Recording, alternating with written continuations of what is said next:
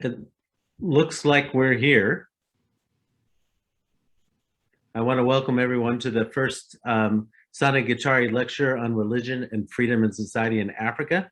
We thank you for coming today. We look forward to a very interesting discussion and presentation and question and answer afterwards. This is going to be a great event, and we thank you, Githongo, for being with us today. I wanted to make a first introduction to Laman Sane, one of the named persons of the lecture. Laman was the D. Willis James Professor of World Christianity and History here at Yale University for a number of years. He was appointed by John Paul II to serve on the Pontifical Council of the Commission of the Historical Sciences at the Vatican, and by Pope Benedict XVI to the Pontifical Commission on Religious Relations with Muslims.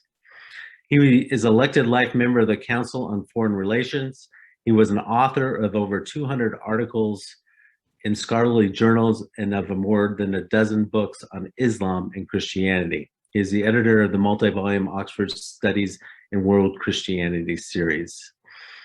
In the last years of his life, he dedicated to scholarly reflection on the issue of religion and civil society in Africa. Here, civil society is defined in the terms of voluntary association and organization of life free from political and state or government control or domination. I know that in Kenya, sometimes the word civil society is used in different means and not necessarily connected to religious institutions. One of our last in-person workshops was in Kenya, and in his presentation, Sane referred to John Gitari's 2001 article on being a Christian leader, story contesting power in Kenya. In the article, Gitari explored the role of religious teaching in demanding political accountability and fostering a democratic culture. So I think it's been, for me and also for Kiama, this was important to link these two up, these two scholars and churchmen up in such a way that they have such a profound influence on African scholarly reflection, not only in civil society, but religion in the public square. So welcome and thank you for being here.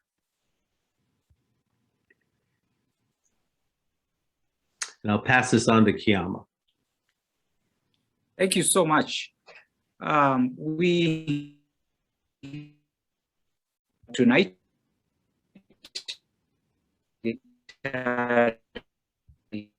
lecture for 2021, and to be able to start us off, the distinguished as a distinguished journalist, long-time civil society activist, anti-corruption activist in this part of the world, Mr. John Githongo is the CEO of Inuka, a non-governmental organization involved in governance issues with an emphasis to the working with ordinary Kenyans, and especially the youth. He's also has been a past chairman of the Africa Institute for Governing with Integrity, and a host of other appointments where he has served our community and indeed the continent as a whole. And so it's a real honor to have him share with us about this very, very important topic. But to introduce the lecture is a word from the Anglican Church. The late Archbishop John Gitari was a very, very David Gitari was a very, very active member of the Anglican Church with many, many things to his name, and no other person would be able to give a fitting introduction to David Gitari other than His Grace the Archbishop of the Anglican Church of Kenya, Jackson Ole Sapit. And so he'll introduce for us the work of the late Archbishop, after which we're going to have Mr. Githongo share with us the lecture. And thank you again for joining us. We're looking forward to having a good time interacting together. Let me also say, if you have questions or comments, please do put them on the chat. And once after the lecture, then we will attend to those. Mr. Githongo and ourselves will attend to those. Thank you.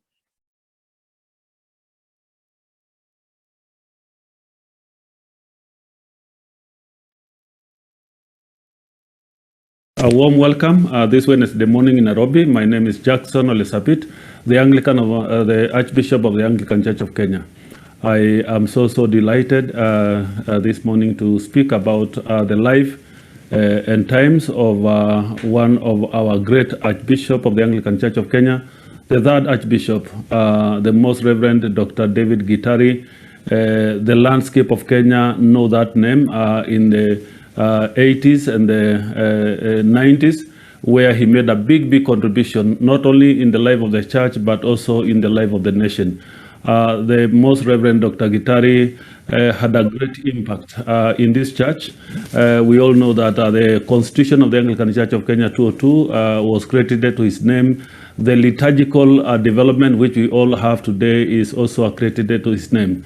But beyond the church circles, he made a big contribution to the landscape of Kenya in the era of the one-party state, and him and other church leaders, namely Timothy Njoy of the PCA, Alexander Kipsang Muge of the Anglican Church of Kenya, who was Bishop of Eldoret Diocese, and Archbishop Henry Okulu, the Bishop of the Diocese of Maseno South. The three Anglican bishops plus Timothy Njoya made a large, great contribution through their sermons, through their writings, and speaking truth to power of the day. And in the clamor for multi-party democracy, we all remember their sermons, we all remember their contribution in the clamor for constitutional reforms and coming up with a constitution, although they did not see it. The 2010 Constitution, they were the fathers who actually called for the nation to reform and to have a new constitution. So David Gitari is remembered particularly with his book, In Season and Out of Season, where he preached great sermons. And a song he used to sing in Kikuyu. I don't understand Kikuyu fully, but I can make a little interpretation of that song. He used to sing a song that whether there's sunshine or rain or even hailstorms, or even if it rains nails, it will not prevent him from preaching the gospel. And in season and out of season, he said he wants to be one who will speak his mind when it is needed and when it's not needed, when society want to hear it and when they don't want to hear it. And he's quoting from Paul's letter that our gospel must be preached in season and out of season, when it is acceptable and when it's not acceptable to men. So David Gitari made a great contribution to the life of the nation. He challenged the powers that be.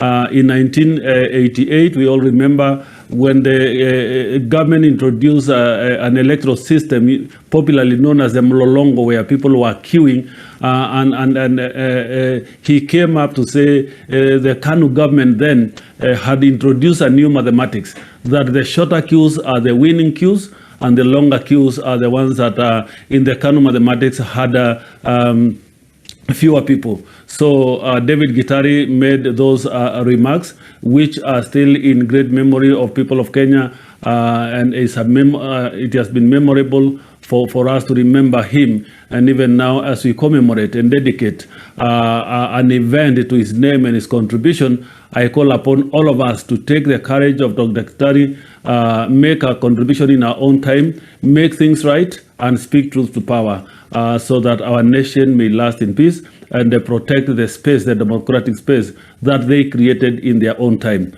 Let us preserve this nation. Let us preserve our young democracy and make sure that there is space for us all to contribute to the well-being of our nation. May God bless you.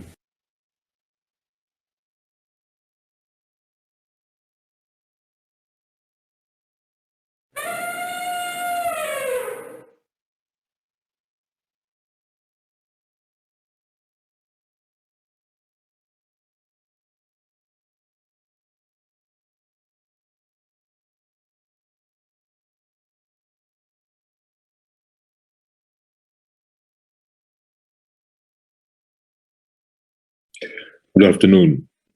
My name is John Githongo, Nairobi, Kenya, and it is my singular honor to be invited to deliver this inaugural Sane Gitari lecture on religion, freedom, and society in Africa.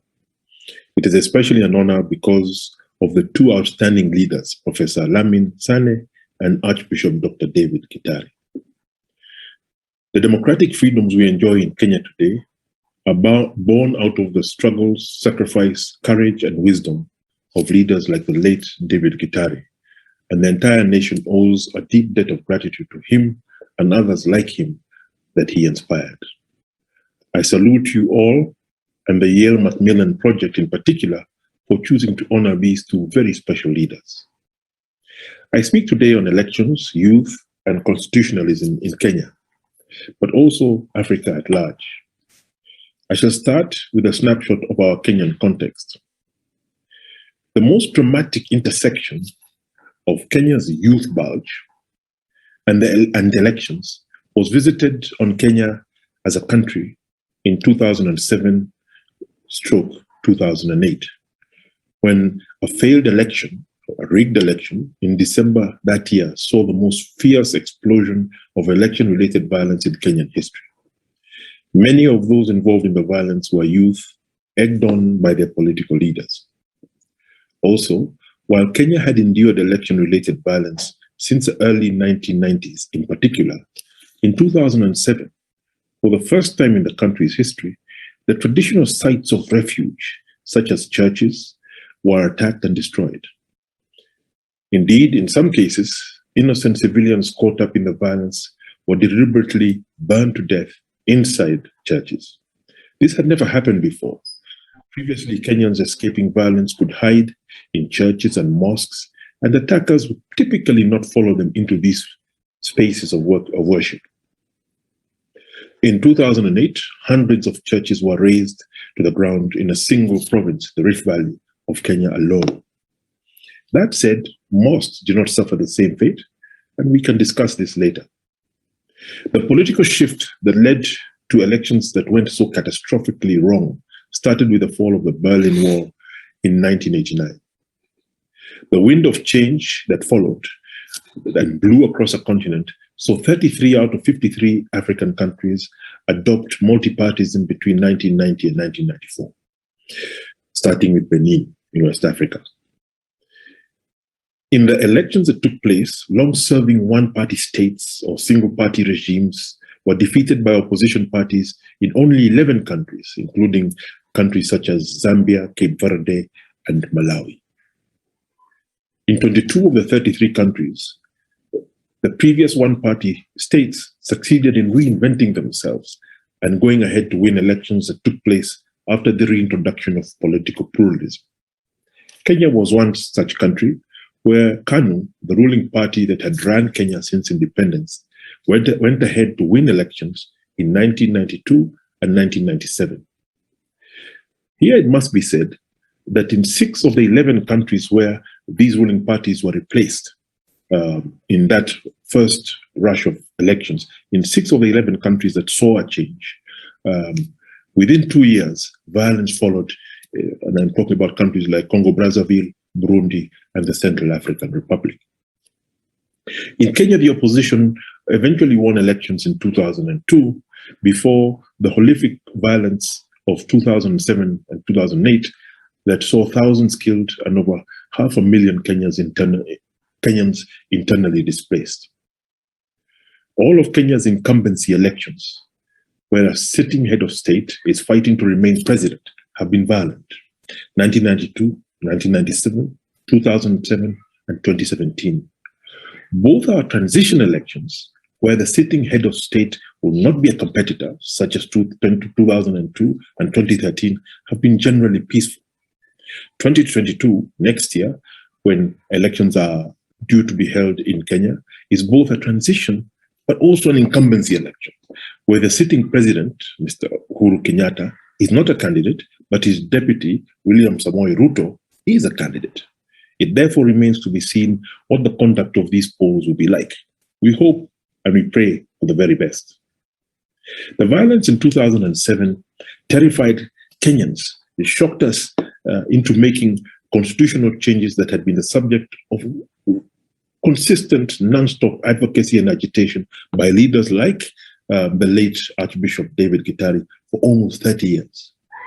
We promulgated probably one of Africa's most progressive constitutions in August of 2010, and its implementation kicked off in 2013. Some of the most consequential changes introduced by the new constitution include the introduction of devolution, with a dramatic decentralization of power in Kenya, creating 47 counties with directly elected governors in 2013. The new constitution also created an independent Supreme Court that has come into play most profoundly when it annulled the presidential election of August 2017. And again, earlier this year, when the Building Bridges initiative, led by the executive to change the constitution, was also deemed unconstitutional. This by a lower court, the High Court, and then the Appeal Court. But this change in the judiciary is something that Kenyans feel very profoundly. Presidential elections have also been annulled in Malawi in early 2020 and in the Ivory Coast in December of 2010. As we prepare for elections in Kenya next year, three trends most powerfully impact the shape of our politics, economy, and society. I call them the 3 Ds: demography, democracy, and debt. Demography, democracy, and debt.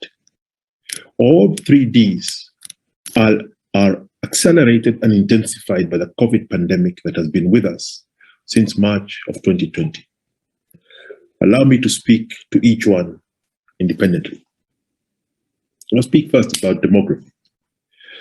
Africa's population of 1.3 billion is expected to surpass 2.5 billion by the year 2050.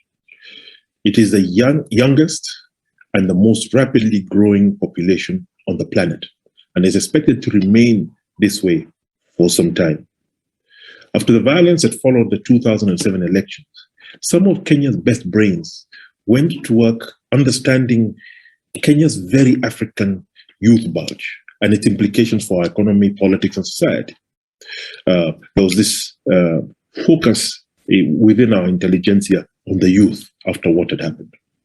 Was this youth bulge a dividend, a governance dividend, or was it an impending curse? The respected Institute for Economic Affairs produced Kenya's youth scenarios in 2011. And the East Africa Institute of the Aga Khan University produced comprehensive youth surveys for Kenya, Uganda, and Tanzania in 2016. I would like to share some of the key findings of the Kenyan survey, because I think they deserve mention to this audience. The survey found, not surprisingly, that 80% of Kenyans were below the age of 35. The survey also found that while Kenya had been gripped by ethnic violence at every incumbency election since 1992, ethnicity is the least important dimension of identity amongst Kenyan youth. 40% of youth identify as Kenyans first, while 35% identify as youth first. About 12% identify by their faith first, while less than 5% of Kenyan youth identify by their ethnicity first, although the number is higher amongst those who are between 30 and 35.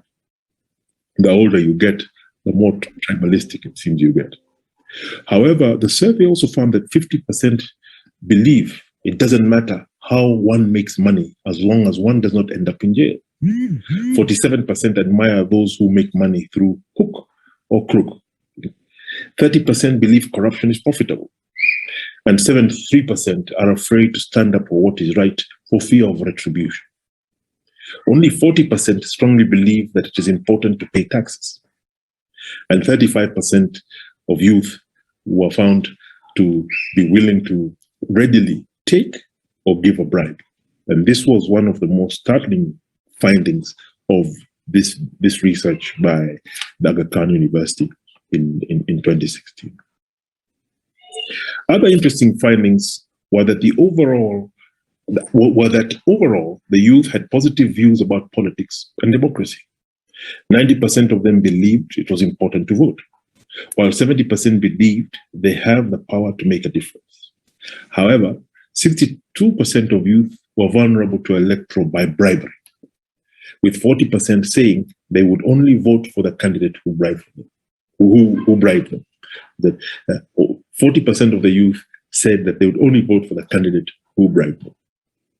When asked what they valued most, 85% of youth valued faith first, 60% valued family first, 45% valued work first, and 30% valued both wealth and freedom first.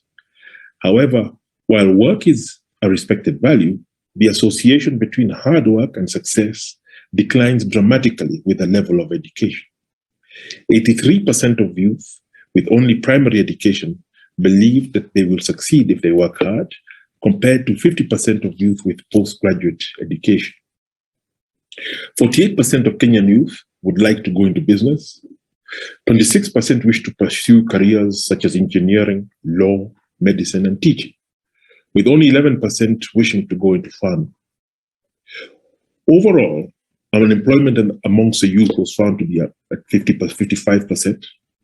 Unemployment was highest amongst women at 62%, and was even higher amongst rural women at 68%. Youth attitudes to government were also interesting.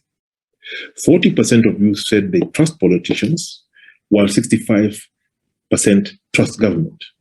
The most trusted institution is the family at 94%, followed by religious organizations at 86%. And with regard to the future, 77% of Kenyan youth said they believed that Kenya would be richer materially in the future, with better access to education and health and more jobs for youth. 67% said they believe society will reward merit and hard work in the future. Well, at the same time, 40% said they believed that there will be more corruption in the future. And 30% believed that the country will be poorer in ethics and values and experience more substance abuse in the future. This disconnect of a more cohesive youth population that was less tribal than their parents and grandparents is interestingly apparently more challenged when it comes to issues of integrity. The study that was done by the Khan University and also the ones done by the Institute of Economic Affairs and others did not prescribe any solutions. And what it instead did was float some of the conclusions that I have, some of which I've just mentioned. So, for example, that a non-ethnic, socially cohesive society in Kenya is possible, but there is a crisis of integrity amongst the youth, and that the stated desire for entrepreneurship, starting and owning business, as opposed to paid employment, is not compatible with what appears to be a high tolerance for corruption, tax evasion, and a desire to make money by any means possible. Similarly, a young and corruptible electorate could undermine democracy by making it difficult for candidates who lack significant financial resources to compete for votes.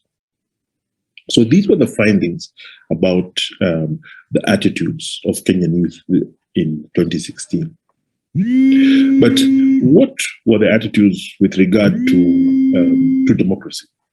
And here I refer to the work that has been done by the very respected Afrobarometer organization and series of surveys that continuously poll Africans through case studies across many African countries on their attitudes towards democracy, human rights, and such issues. The experience of the US, where elections in last year, in 2020, were contested by President Trump, captivated the world.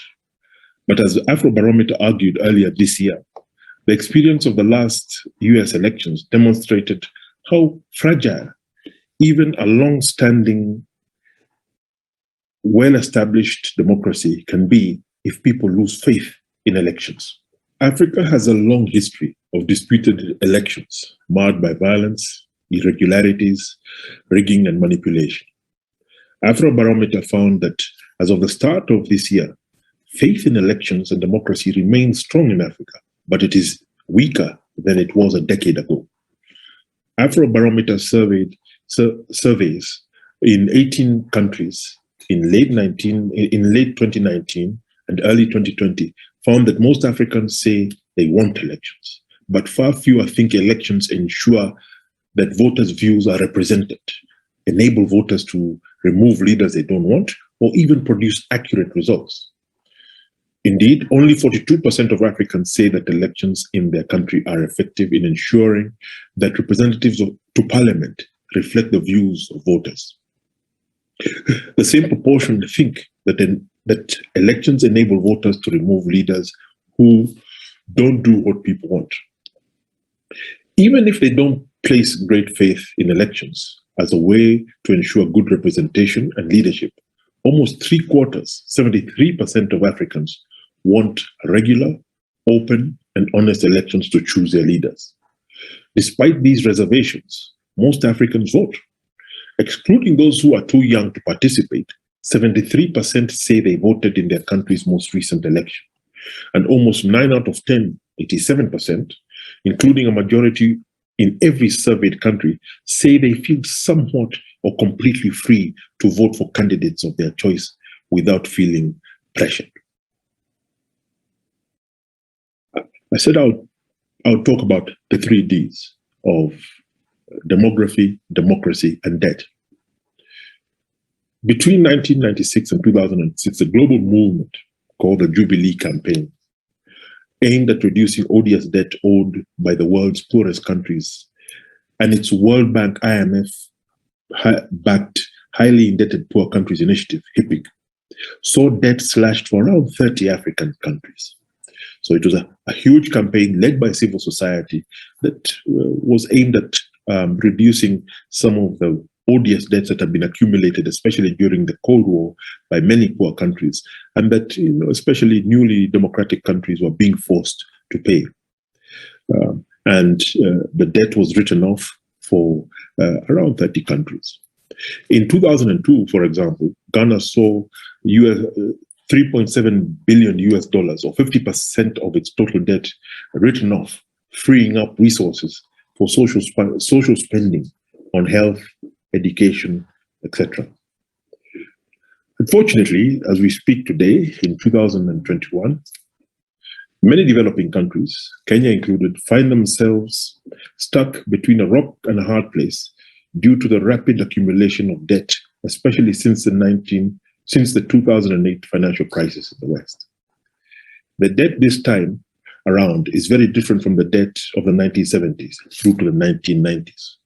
A substantial proportion of the debt this time around is not owed to development finance institutions at concessional rates, or is not money that is owed to governments at concessional rates, but is owed to private lenders at expensive commercial rates.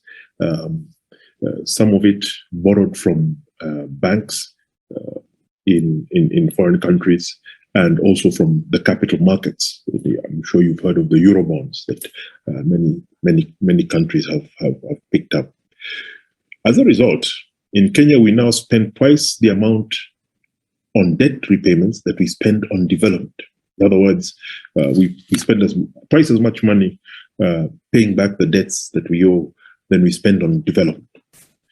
In this current financial year, Kenyans shall pay 1.2 trillion Kenyan shillings, that is $1.1 billion in debt repayments alone.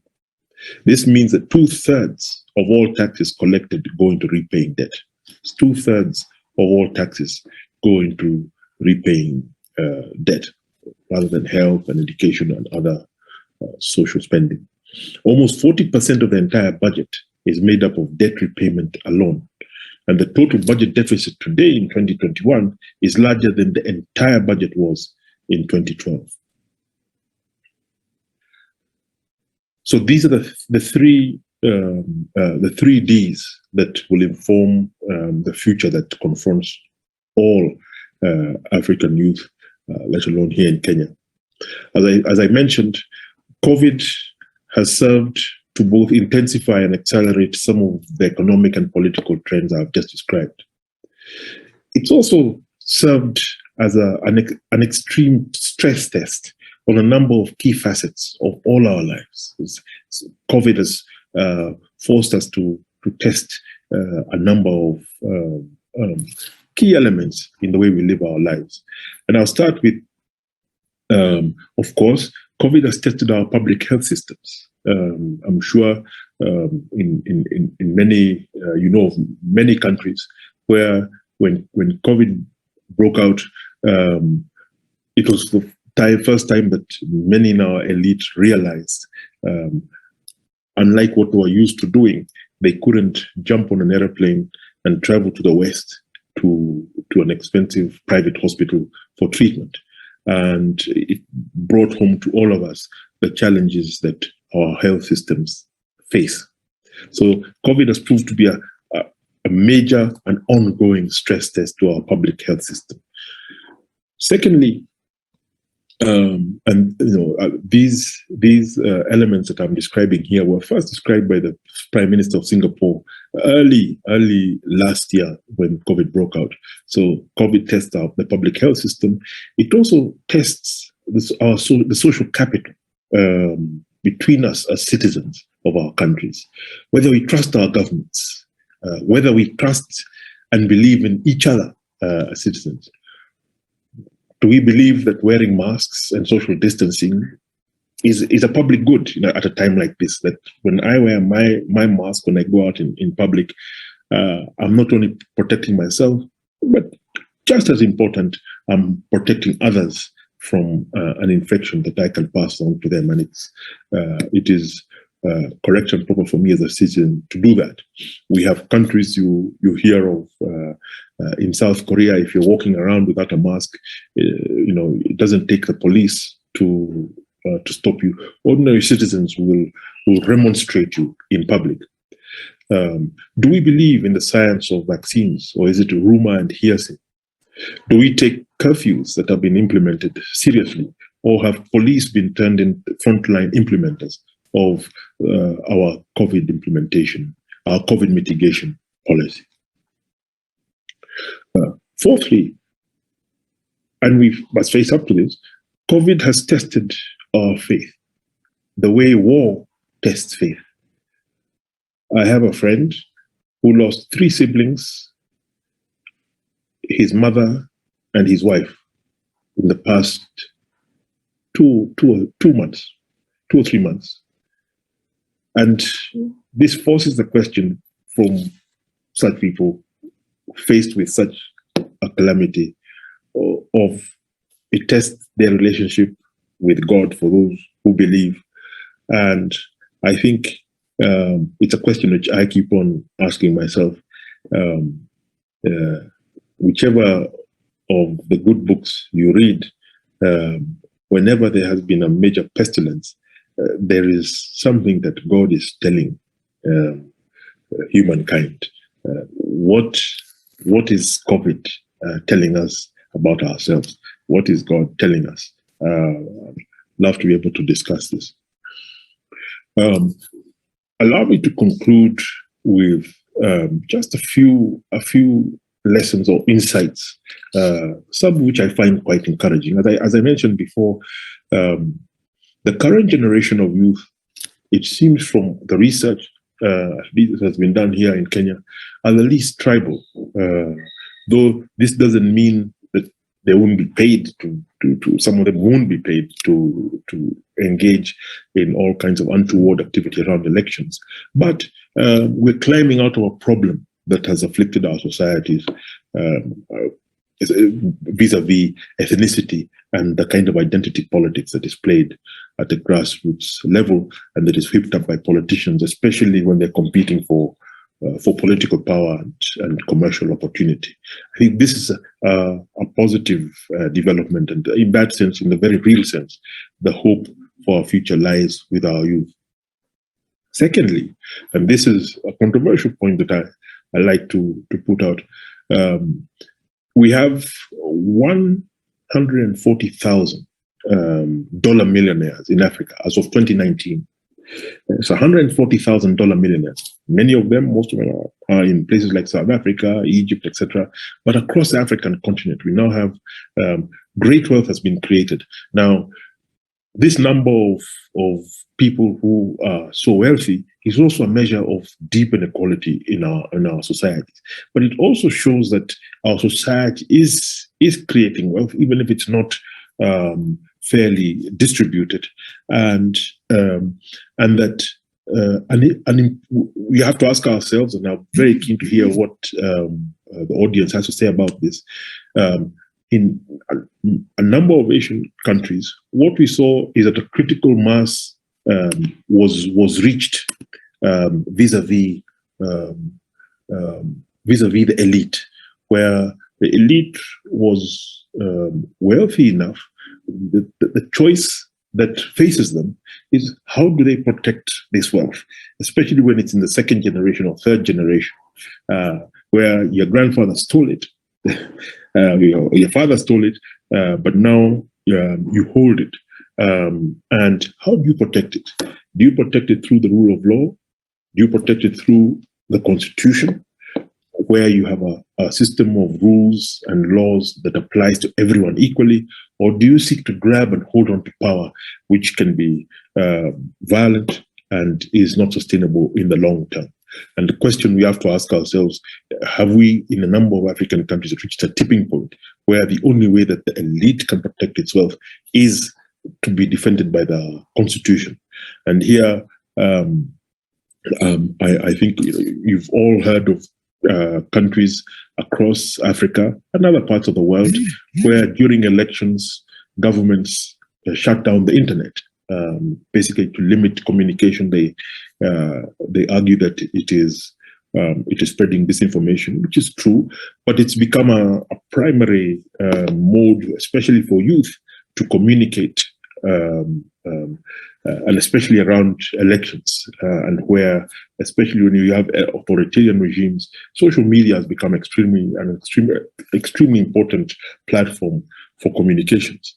And we have countries where governments intervene around elections to shut down social media, but because we increasingly use these same tools to send money, to save money, to receive money, the financial technology has now become so critical for economies that it's becoming increasingly challenging for governments to shut down the entire internet without it having an extremely profound economic cost on governments. So we have a coalescing, perhaps, of circumstances that we can take advantage of to build a better future for ourselves that is freer and that is based on rules that apply to everyone equally. The third development is we've seen a situation vis-a-vis corruption, where corruption is increasingly budgeted. It is now put into the budget quite openly. So levels of impunity have also risen.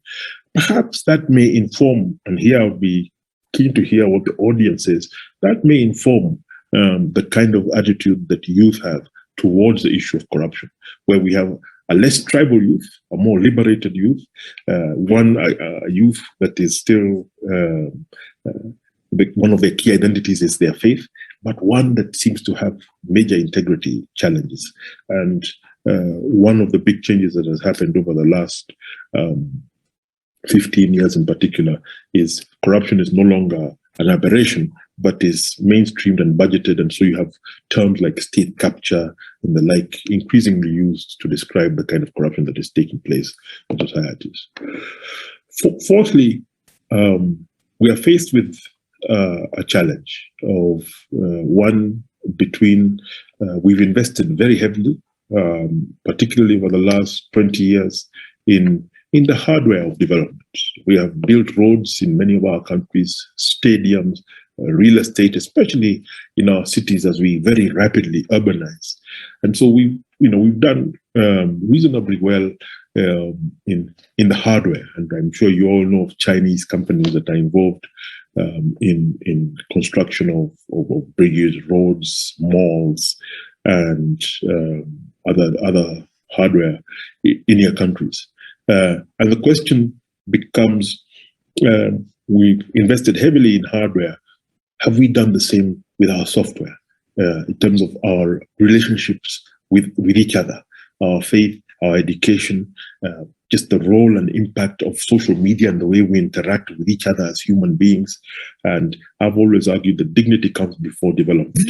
People who don't care about themselves cannot be good citizens. Again, I put this to you as a question and for discussion. I remain inspired by the likes of the late Archbishop David Gitari, who lived his faith, not only professed it, but he lived it. He didn't fear politics. He knew it was more that faith was also about fearlessly engaging the challenging issues of the day. And I think this is something that faces all of you, all of us, as we go about making our continent and our world a better, safer, happier place. Thank you. Thank you very much.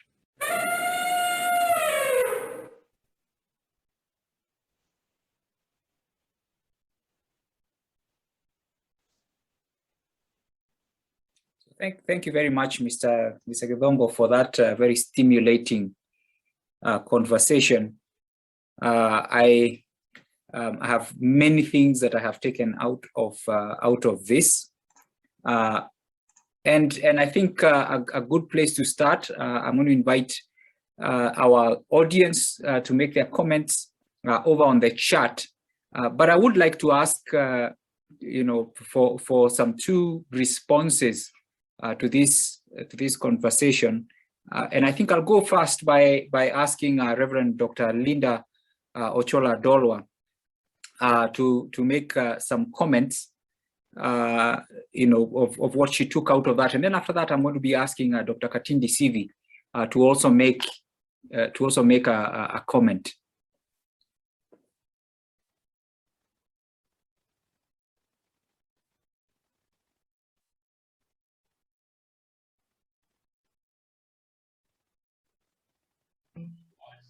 Dr. Mugambi, are you ready for me? Can I go ahead? Yes, please go ahead. All right.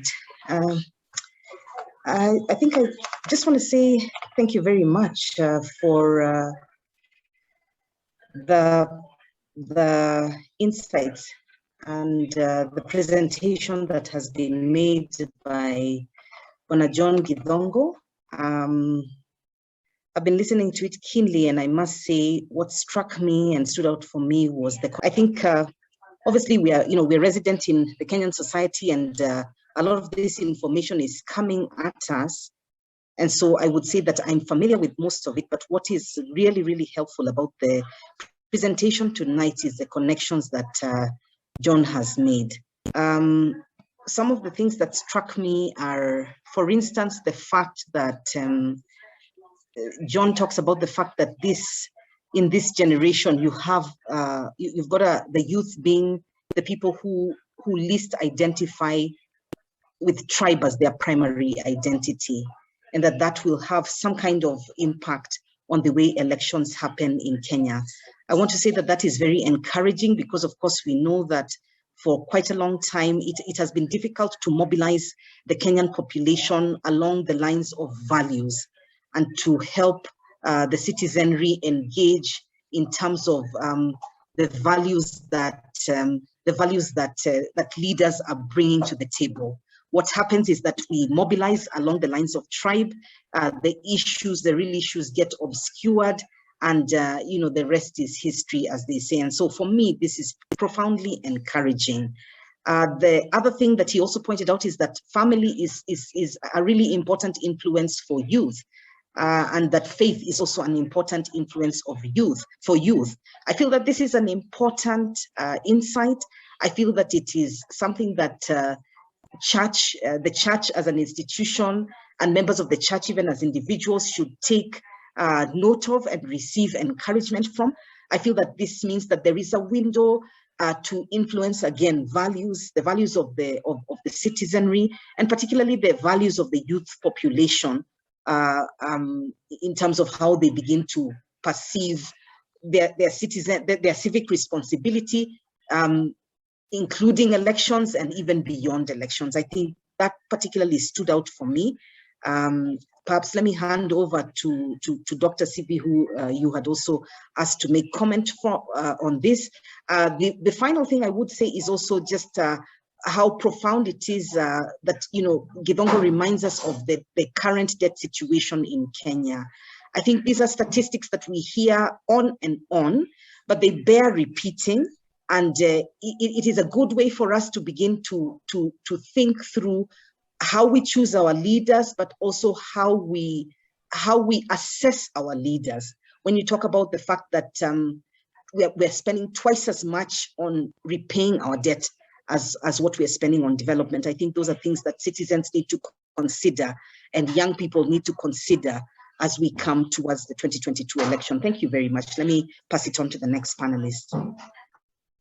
All right. Good evening, everybody. My name is Katindi, and yes, my name is Katindi, and it's a pleasure to be here. Thank you, John, for that precise presentation. And I think my response is really a confirmation of a lot of the things that you have said. So I would like to respond specifically on the issues of demography and the issue of democracy, and more precisely, the issue you raised around corruption, but also something around reparation for young people. And so just to, when we come to the issue of demography, one of the statistics that struck me in an NCCK meeting that was held some time back is the fact that we are going to have 6 million new voters. And obviously those are young people that have now attained the age of 18. And so that's an interesting statistic for me, because if you think about, the question for me is, what then is the psyche of these young people, and how will it influence the elections, this coming 2022 elections? And that's something to pay attention to, and maybe something to really try and dig deeper around. Now, I just concluded a survey, again filled in by Christians, young Christians aged 18 and 34.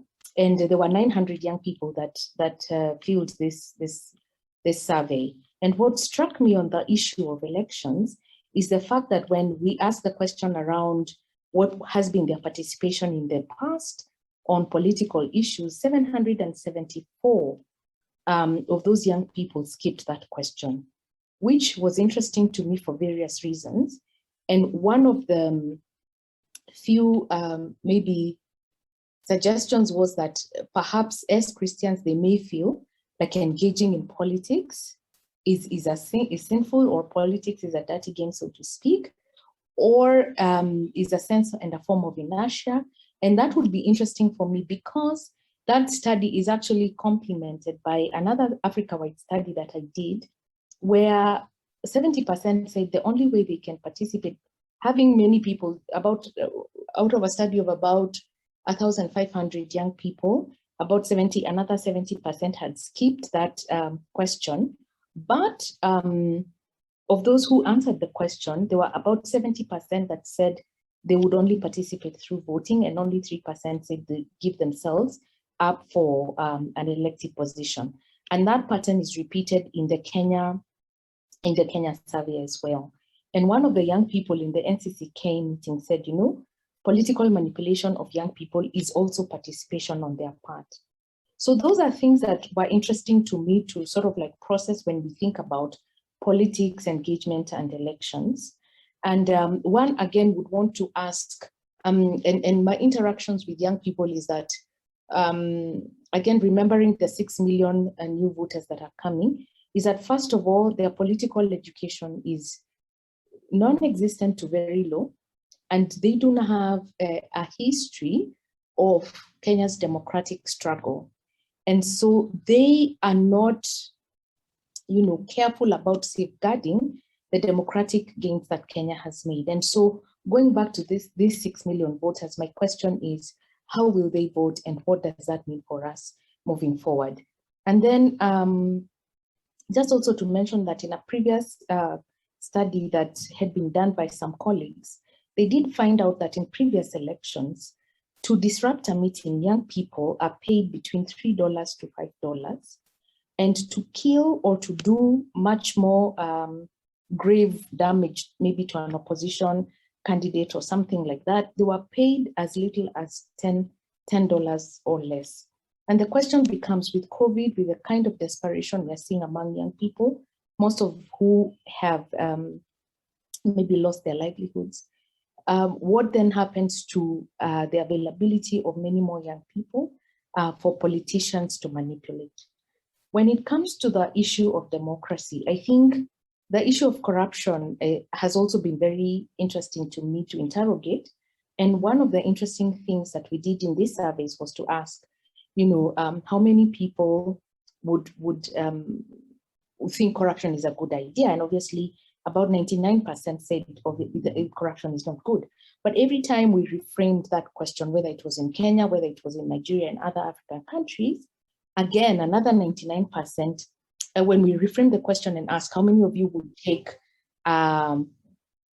take incentives from a politician, and that incentive influences the way you vote.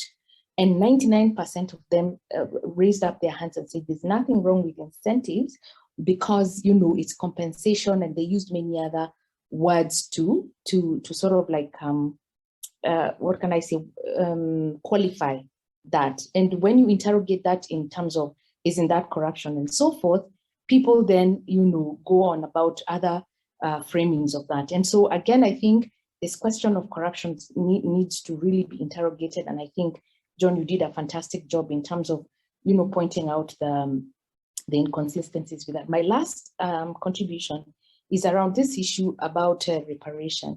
And the reason I say that is because, in just the COVID issue has been interesting in terms of, testing our faith, as you said.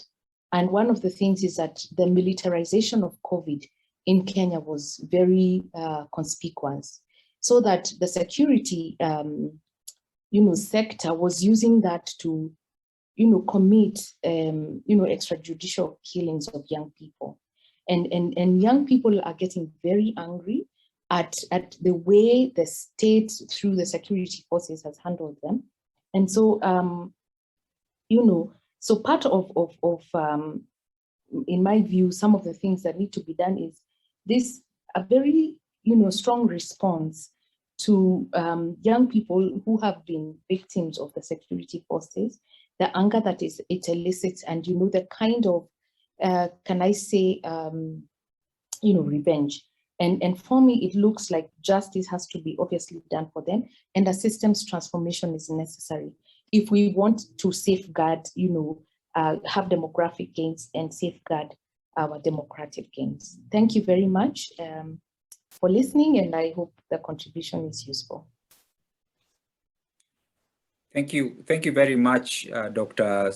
Katindi, and Reverend Dr. Linda for those comments. I'm going to be inviting Mr. Githongo to make some quick responses there, but I do want to acknowledge in our audience the presence of Professor Sandra Sane. Thank you for your time, for joining us, and we celebrate the life of your late husband and his contribution in our own lives in this project and in many ways to what is going on here on the continent. So thank you for joining us. We are honored to have you amongst us. Mr. Githongo.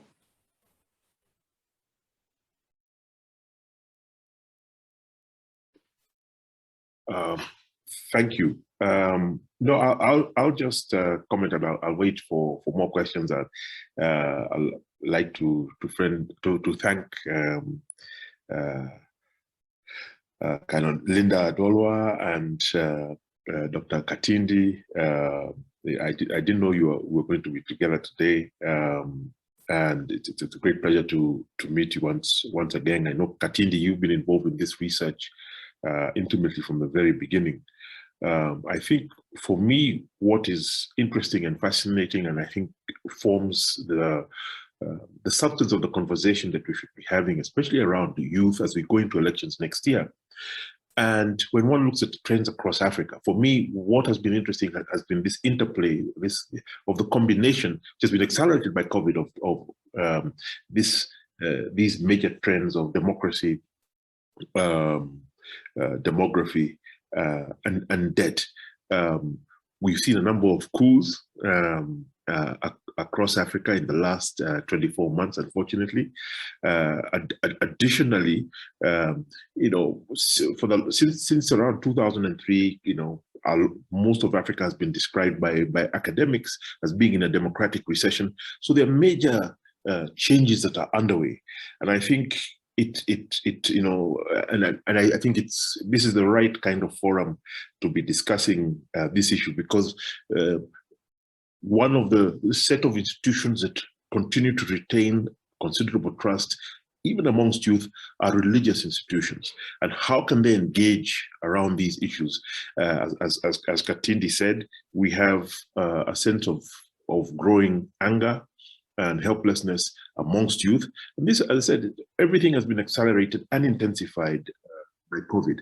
As you go in, and typically what we've seen happening especially in Latin America and other parts of Africa, when this combination of factors is in play, then it creates an environment where populists are able to take advantage of the youth politically. And that deepens and accelerates the democratic reversals. And some countries slide, a number of countries have slid into authoritarianism, we've had coups, and we have a number of countries that have, the Angolas, the Mozambiques, Zambia, that have defaulted on these debts and are now in very perilous situations in terms of just being able to pay for the normal things that a government is supposed to do: security, health, education. And I think that,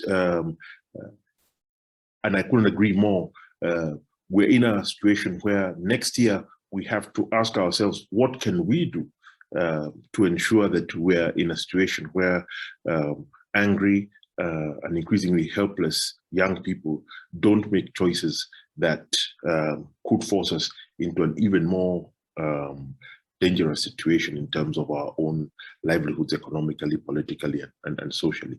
So it's a time of major changes across Africa. It's an exciting time, but sometimes a very febrile and frightening time.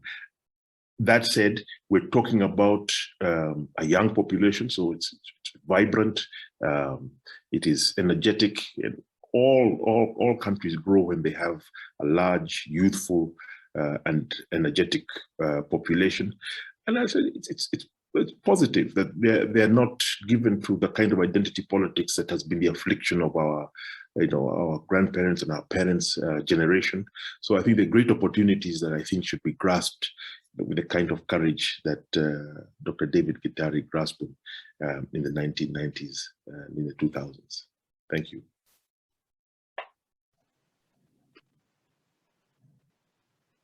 Thank you so much for the comments, Mr. Githongo. We're waiting to see some of your comments and questions on the Q&A, which is there's a portal right at the bottom. Thank you. We have one. This is from Kerubo Abuya. Thanks, John, for this important presentation. You noted that our software is underdeveloped and perhaps lacking in some circles.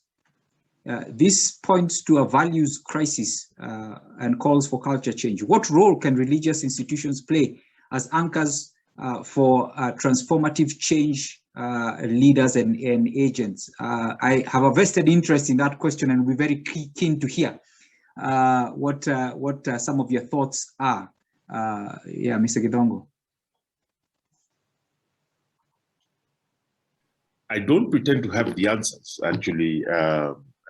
We have a number of reverends and people who are much more experienced and skilled at dealing with these software issues. As I said, one of the major developments that has taken place across Africa since 1999, when we've seen, it's only, I'll give the example of Kenya, but it's only during this COVID period that we've seen a reversal where economies have shrunk. Despite all the difficulties we've had with every election cycle, Kenya is now going into its 7th election cycle since the reintroduction of multi-party politics.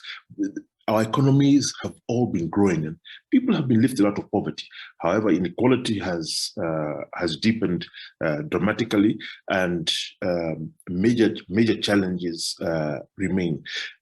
We've seen an extraordinary amount. I mean, one of the big benefits of our relationship with the Chinese that has deepened again very, very dramatically over the last 15 years is a major expansion in infrastructure development across Africa. Now, it has come with great cost in terms of debt, and that's something that we will need to work out.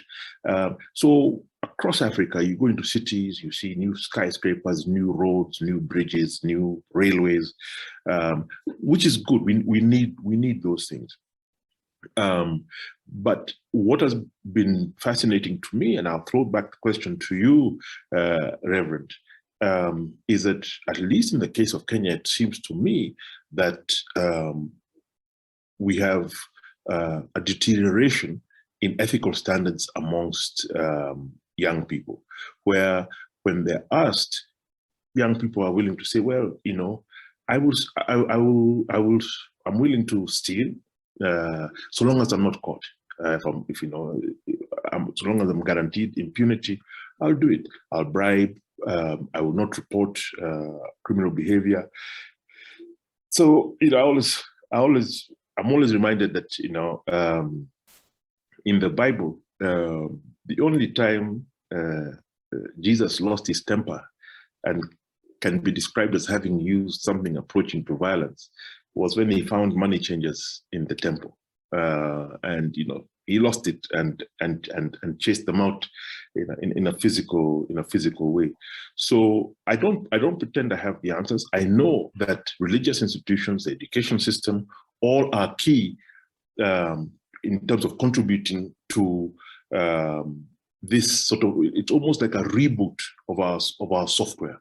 And I've always described what happened in 2007, 2008 in Kenya as a software failure. It wasn't about hardware. You know, Kenya had been growing, you know, since 1999, steady economic growth, but yet we had this, you know, huge convulsion, thousands of people dead, hundreds of thousands of people displaced. How could that happen? So this is a software failure. In terms of the way we relate with one another. Do people trust each other? Do people trust their own institutions? And if they don't, what are the implications of that?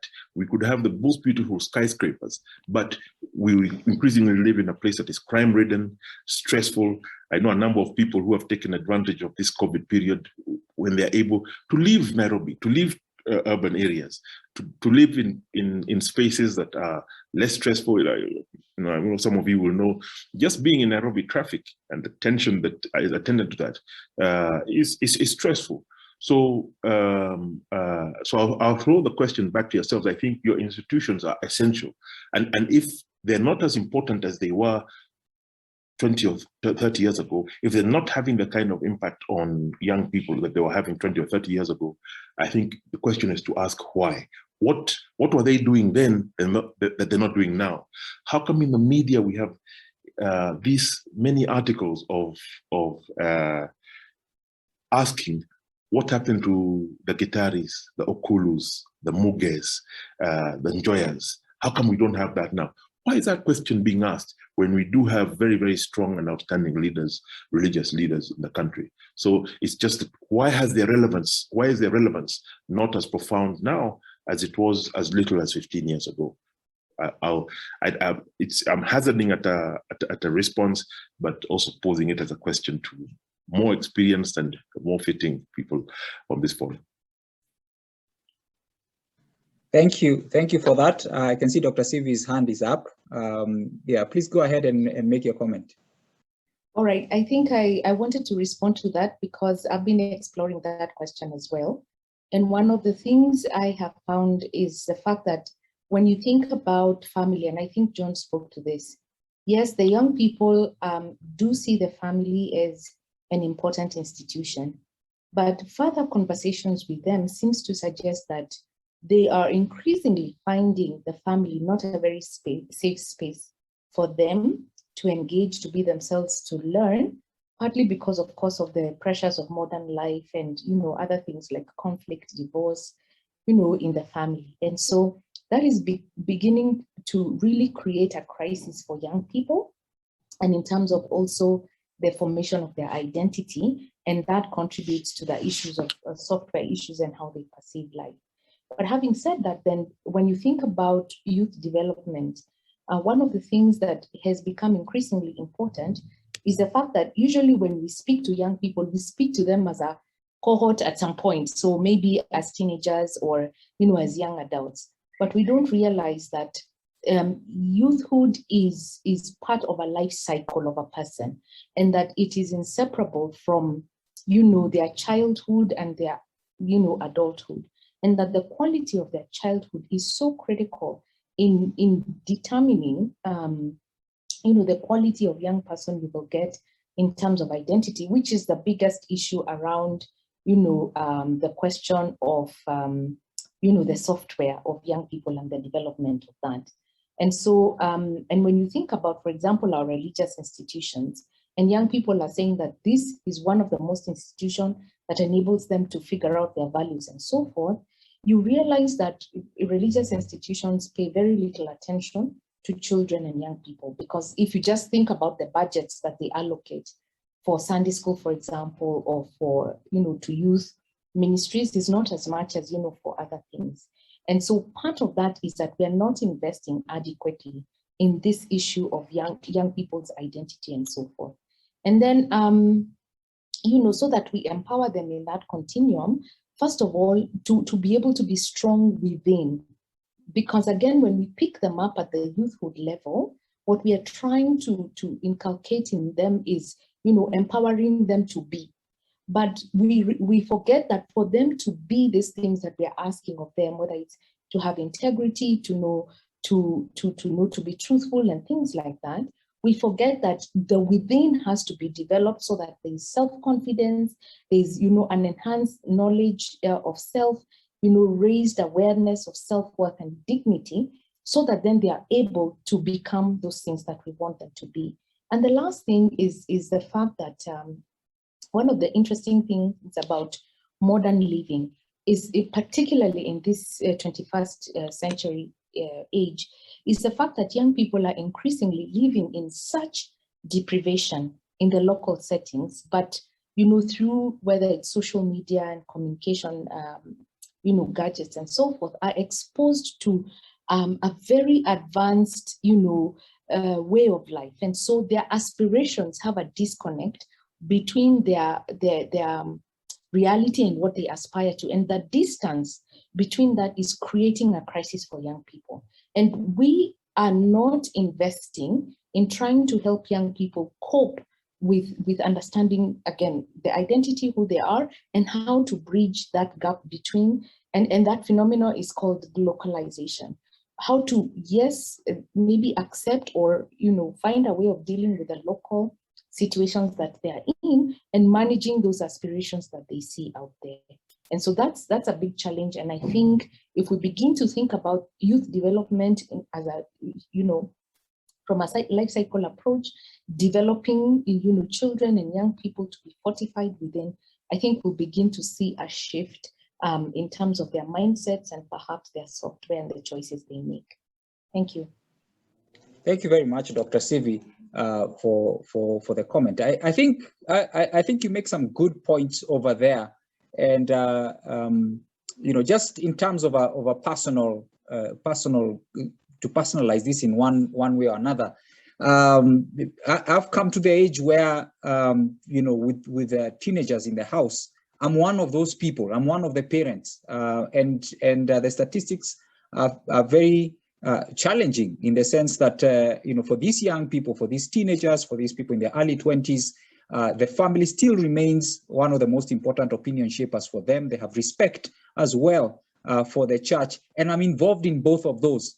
And I can see that there is the disconnect is first of all with us as parents who are not able, for one reason or another, to connect the message of integrity in what we believe and what we teach in church and how we live it out in our lives. And I think we are also responsible for transmitting that to our children and showing them that it doesn't matter what you do, the ends justify the means. And so I think I can see that disconnect over there. I think we can have a quick comment from Reverend Dr. Linda, and then we can, and that will lead us into Rose's question. Would the biggest solution to this youth disconnect simply be an investment in civic education from all angles? Media, government, schools, civil society. If I may, Rose, I could also add the family as well. With more accurate, targeted information, we may be able to change national conversations and norm and compel government bodies to act against things like corruption. So let's have a comment from Reverend Dr. Linda, and then we can possibly we can have Mr. Githongo talk a little bit about civic education, because that's an important part of this equation. Thank you so much, Dr. Mugambi, and thank you, Dr. Sivi, for your insights with regard to the opportunities that we have to invest in youth and in young people.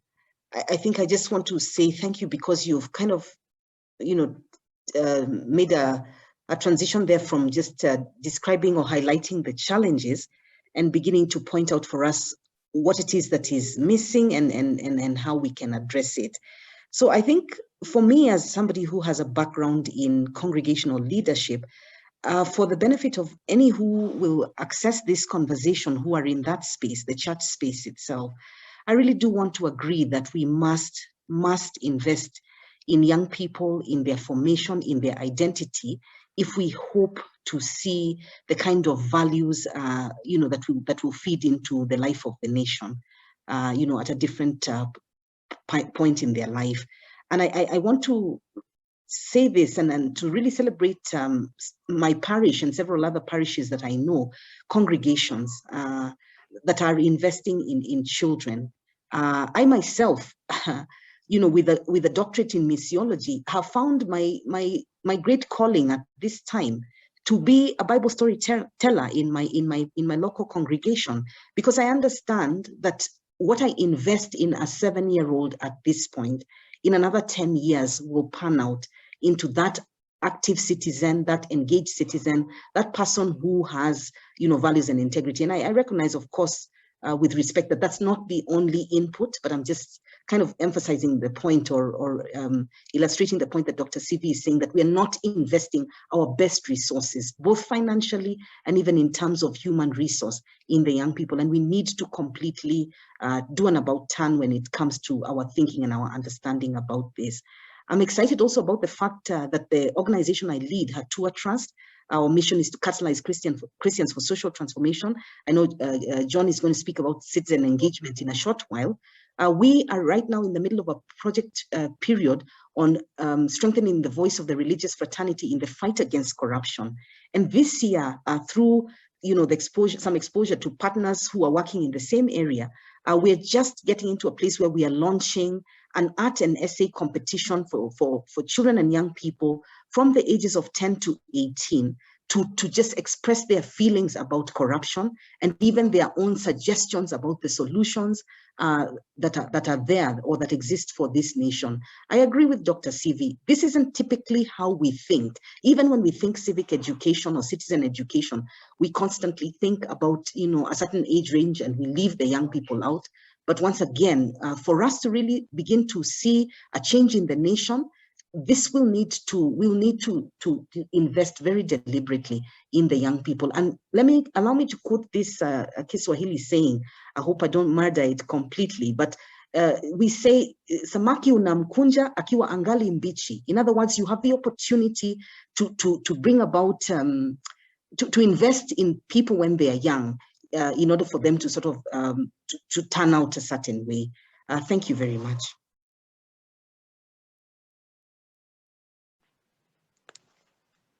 Yes, civic education. Your thoughts.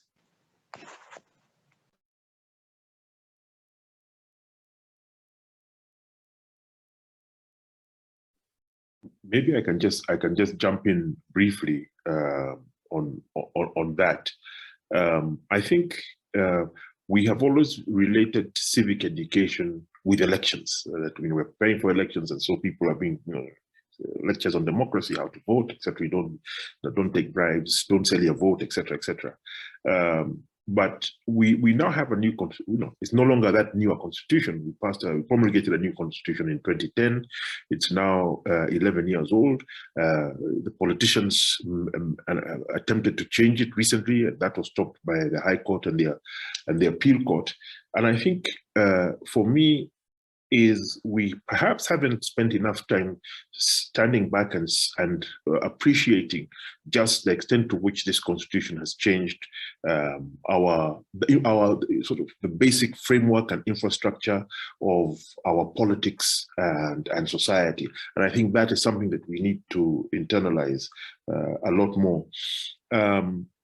And I always say that, especially with regards to youth, civic education is essential. It has to be done using platforms that are now popular amongst young people. The lecture approach, perhaps, is more of yesterday's approach. Young people now are using social media. They tend towards the audiovisual, the written, etc. So it's a combination of approaches. But we mustn't forget the importance of pushing for investment, not only in civic education, but regular education. And as you know, you've been following the controversies around implementation of the CBC competency-based curriculum in Kenya. That's a contested space at a time when, and the same sort of challenges are in our health sector. Nothing has brought that home more than COVID. And I think that one of the good things about COVID is that our elites were stuck in Kenya, and therefore, and we all observed that in other countries where leaders got ill, they went into public hospitals and were treated. The Prime Minister of Britain, the President of the US, amongst others, the Brazilian president, just sort of reminded us, that we should take more seriously investment in our own education sector and health sector for our people. I remember a time I got all my vaccinations were done by the Nairobi City Council, and so I think the youth today face a much more perilous future as they come out of university. When I was coming out of university, you could get a job, and with that salary, buy a house, buy a car, etc., etc. You sort of live your life. That has become much more difficult. The nature of work has changed. The structure of the economy has changed, and we haven't kept pace. Our education system hasn't, and COVID has shown the extent to which our health system is also compromised. I think. So it's not only investing in massive civic education, but seeing where the basic education system has challenges and where the health system has challenges, and that those need to be repaired. I'm always reminded that in Makueni, Governor Kibwana has implemented a free health program for 1 million, people in Makueni, and that's just with the little money that comes from devolution. I think this is something that we could do with the will across the country. Between independence and 2016 or thereabouts, in Makueni, the government had built 125 health centers, hospitals, dispensaries, etc., all of them combined. Between 2013 and 2018, the county government added another 150 health centers, hospitals, etc. So I think that we have, and Kenya is blessed in this way. We have the people who can do it.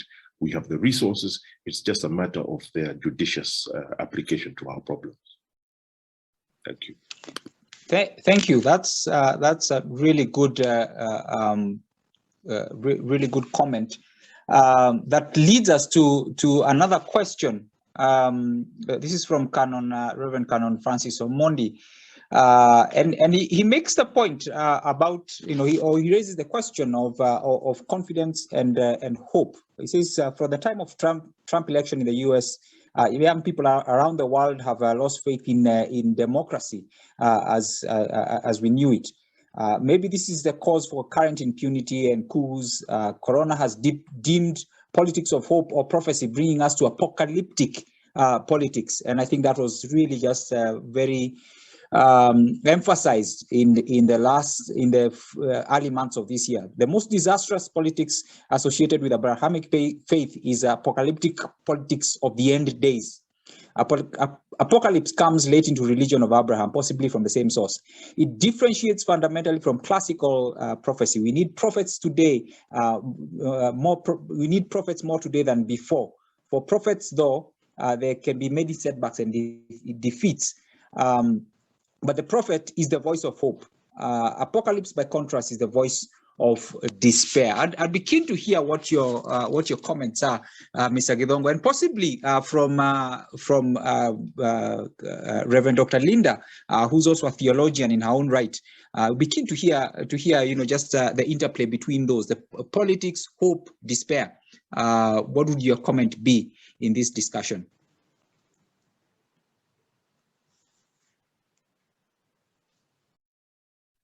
I'll leave Reverend Linda to answer most of this question. I think that one of the interesting things that the Afrobarometer found with regard to Africans in general and the attitudes towards democracy, especially during this period of this democratic recession we've seen since the mid-2000s across the continent. One of the findings in all the surveys that they've done over the past 4 years is that Africans are increasingly disappointed with democracy. At least they're more disappointed with it today than they were a decade ago. And so this disappointment is very real, and it's a risk, and it's something that we need to take into account. However, when Africans are asked, what is the answer to this feeling that Africans feel that we are, as I said, in Kenya, we're now going to our 7th election, multi-party election cycle. People feel that, we are lining up for during elections. It's not making a difference. These elections are often manipulated, rigged. It's the same elite playing musical chairs. So people are getting more and more disillusioned, especially young people.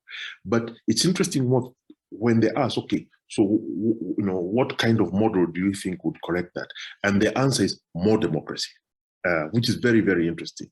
We don't have a critical mass of people who are saying that we need an authoritarian regime, that we need to go back to a one-party state or that kind of thing. In part because we as Africans have we've experimented with that through the 70s and 80s.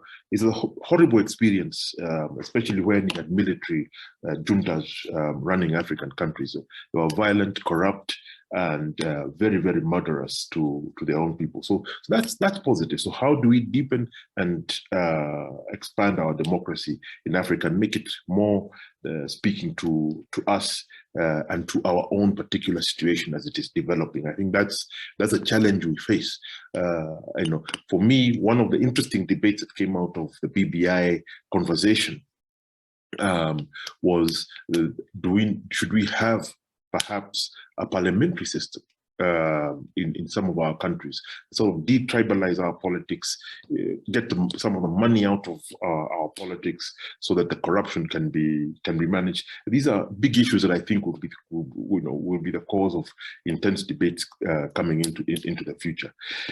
I think with every pandemic or war, some of the extreme environmental events we're having, major fires, we have, global warming where, this is the past 2 years, we've seen the highest temperatures in many parts of the world that we've ever seen. Here in Kenya, we had a winter from May to August. It was very cold, etc., etc. And this leads to sort of end time kind of attitudes. But I think Canon, you ask a good question. Where are the prophets? And perhaps part of the answer is contained in some of the research into youth attitudes. If you look in the Bible, the prophets, they never end well. They don't end well physically. And so it's you need courage and an acceptance that your fate may not be that kind ultimately, but you're fighting for the greater good. But I'll leave Reverend to Linda to speak to this issue even more in a more informed manner. Thank you. Thank you so much. We've come to the end. Thank you so much, Mr. Githongo, for your insightful comments. A lot of food for thought. Just in terms of coming to a conclusion, allow me to ask Reverend Dr. Linda to make a comment about the prophecy question, and I'll ask Dr. Katindi to make a comment as well as we wrap up.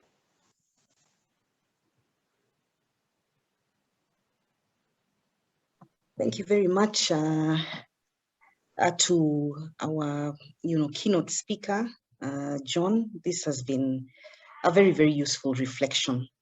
And of course, my co-panelists, even the participants who have asked really insightful questions. I think for me, what I feel that we share in common is a passion for the good of our society.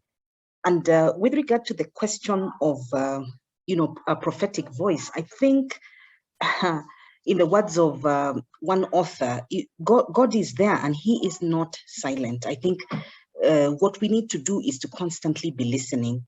Actually, in terms of closing remarks, I do want to make reference to a passage in the scriptures from Jeremiah chapter 29. I think that in my mind, the call to engage as citizens is profoundly rooted in faith and rooted in scripture.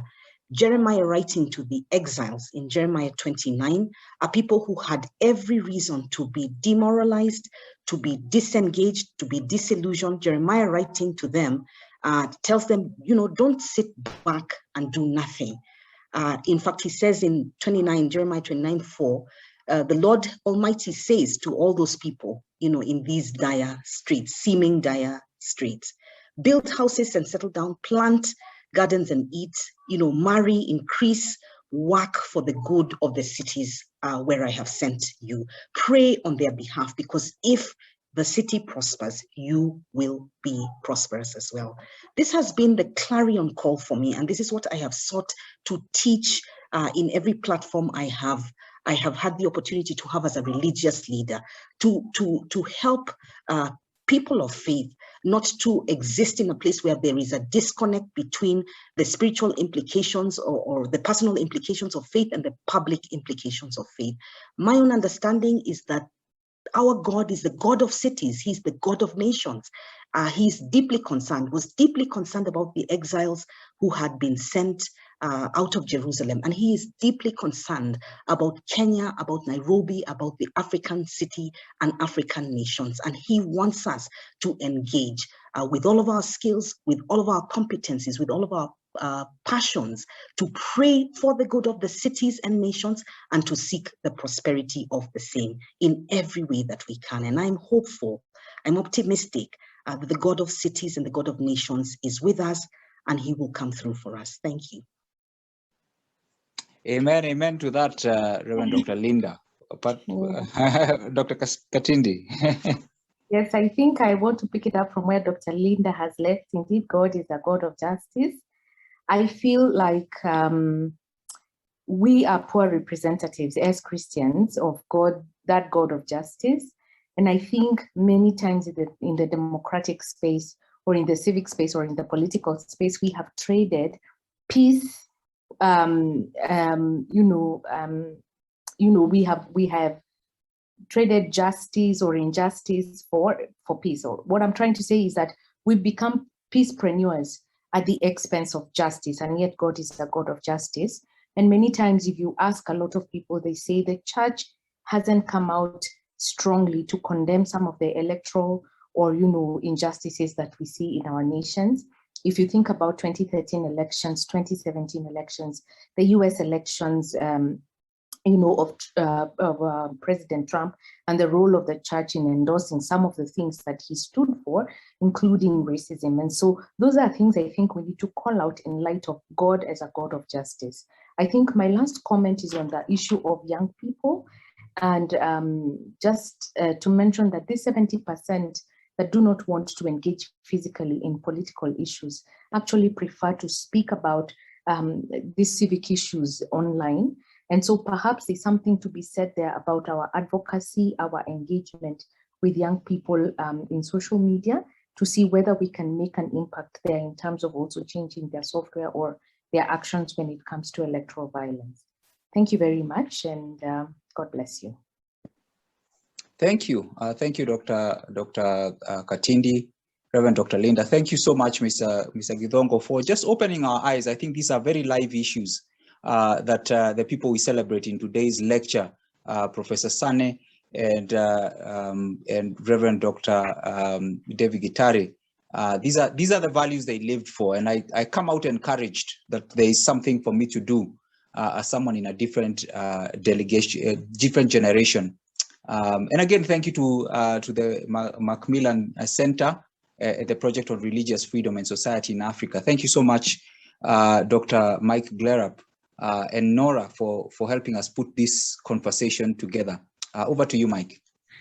Yes, so Laman Sane, we have a video of his last presentation in Nairobi. I thought it was on our website. We will have it up on our website by Friday.